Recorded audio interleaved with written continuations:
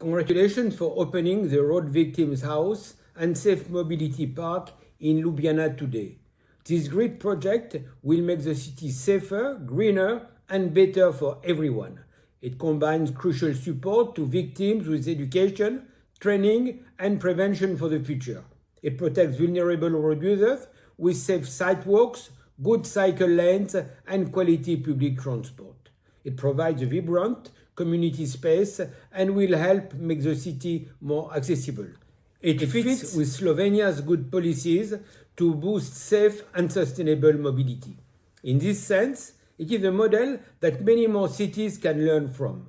We need more work like this if we are to meet the goal of halving global road deaths by 2030. We need more road safety organizations to speak up, get involved, and hold leaders to account. Vision Zero charts the way.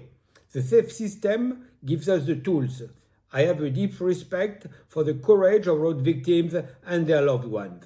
You inspire us by transforming trauma into action. Your stories bring more people to our cause. You are leaders in our work to build safe streets for people. We stand with you, and I commend the work of the European Federation of Road Traffic Victims.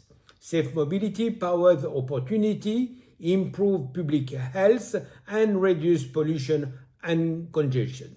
It helps ensure a sustainable future for people and the planet.